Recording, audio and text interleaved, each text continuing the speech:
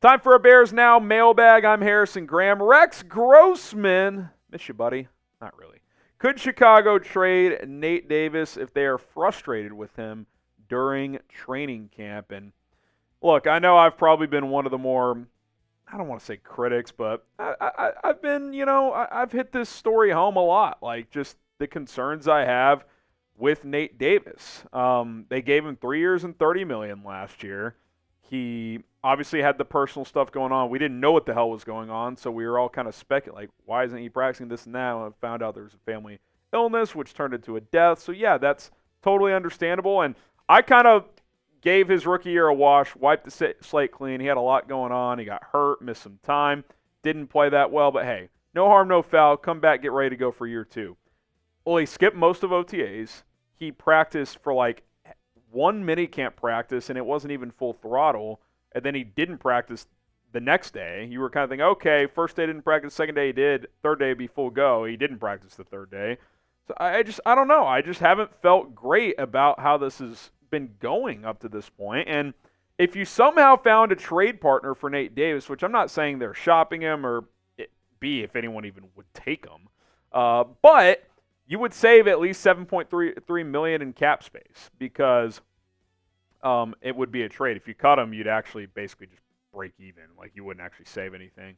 The 9.3 is if you designate it post June 1st. Obviously, it's after June 1st, but they wouldn't necessarily do that because that means you would still owe him a decent amount next year. If you just did 7.3 and take on some more dead money this year, then he's basically off your books next year. So it would just kind of depend what they would value, more money now or more money next year. I would probably just do the 7.3 because $2 million is not that big of a difference. 7.3 million is significant if you save that money. But again, you would only do that if you just got to a point where like we can't even rely on him to be here and play. I don't think we're to that point yet. Look, if you're Nate Davis, get the training camp ready to go and just put this chatter to rest. Like that's what you need to do. But kudos to the Bears where if he doesn't do that, they've got options. They can shift Ryan Bates to right guard. Coleman Shelton can play center. He's started at center the last 2 years for the Rams. Jatiri Carter can step in and play if needed. Matt Pryor has played some at guard and tackle. Karan Amagaji played guard and tackle at Yale. Like, you're going to have options if you are Chicago. It's just, ideally, Nate Davis is that top option. So we'll see what happens. Training camp later this month gets going, and we'll see if he's full throttle or not. Do you trust Nate Davis? Simple question. T for trust, D for don't. It's kind of hard to, right? Like, this isn't an anti-Nate Davis thing. It's just how I see it. Like, it hasn't been the smoothest journey. And again, I'm not even counting last year. Just this year at this point. So, T for trust, D for don't. I'd have to type my D at this point.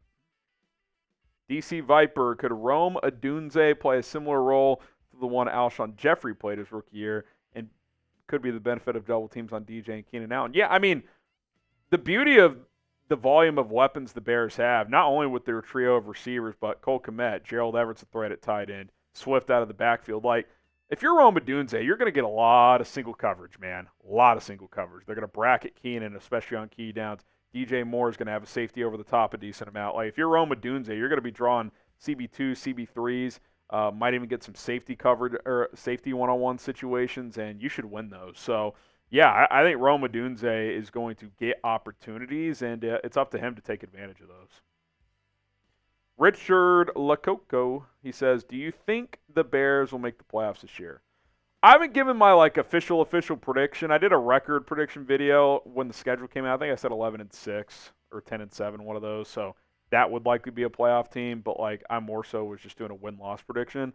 I do think they will.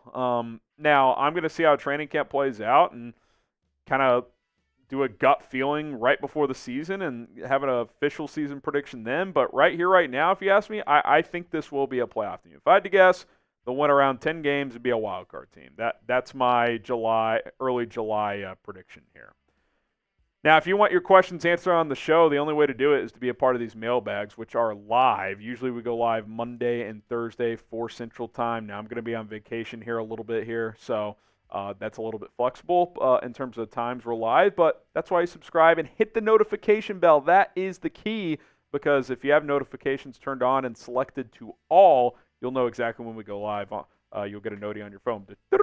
Bears Now is live. So that's when we answer your question. So be sure to join us. Ricky Ricardo, do you think the linebacker core is deep enough? I think so. I mean, this team sits in nickel more than 2/3 of the time. So Tremaine Edmonds, TJ Edwards, Jack Sanborn's an excellent number 3 linebacker. So if you're running 4-3 base or if he needs to rotate in, he can play both spots. You're hopeful Noah Sewell is a steady 4th linebacker. I love that draft pick last year. I liked the value. I don't know if he was quite ready to play a ton last year, but you're hopeful if he needs to step in this year, he can. But considering he's sitting nickel most of the time, unless you had 2 injuries, I think you're going to be just fine because you got 3 starting linebackers and you're normally only playing 2.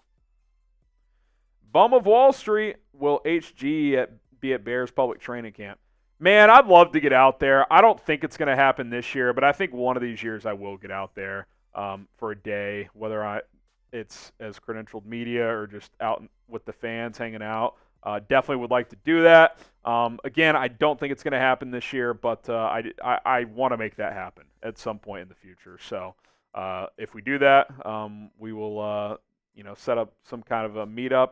Regardless of training camp or if it's another time, I'm coming to Chicago some point in the near future. So we'll make sure to link up if we all do that. Speaking of camp, are you guys going to training camp? Y for yes, in for no. If you are, let me know when. Kudos to you. Should be a good time. Dark Cobra, who is going to be the most improved player this year for the Bears? Most improved. That's a good question. I mean, you think of like breakout guys for guys that could like fall into that category. Like, could Darnell Wright go from being already a good player to like a top 5 right tackle? I think that's in the realm of possibility. Could Tyreek Stevenson go from being a good starter by the end of his rookie year to one of the best CB2s and a guy who would be a CB1 on a lot of teams? I think that's a possibility. Could Jaquan Brisker have a high-level Pro Bowl season? I think that's possible. So, yeah, I think there's a lot of guys who could take a big jump this year. And, look, to be a contender, you need guys to take jumps every year. So, hopefully the Bears have a handful of players who do that. Fear the Squid. Terrell Smith was step for step with Stevenson last year in camp. What's the realistic ceiling comp for Smith? Seems more physical than Gordon. Could we trade Gordon and move Smith to the nickel? The problem is, and I agree with you, by the way, it took until later in the season for Stevenson to separate, and even then, the Bears were still giving Smith snaps because they really like him that much. The problem is I don't know if Terrell Smith is twitchy enough to play nickel. Like Kyler Gordon's change of direction, his ability to be a blitzer at that position, that's what makes him so good at that spot because he's a Swiss Army knife, whereas Terrell Smith might be a better pure outside corner guy and cover guy and more physical. I don't disagree, but Gordon's pretty physical too for his size. So, I think the Bears have a luxury there where they have 4 starting corners and only 3 are going to start. So I think Smith will rotate in some and play, but I think he is that 4th guy right now. Appreciate all the questions for our first mailbag here. Again, if you're watching live, we got a second one coming up, so hashtag Bears or Super Chat. You can also ask me questions on Instagram. I will answer over there at HGramNFL. Appreciate you guys chiming in as always.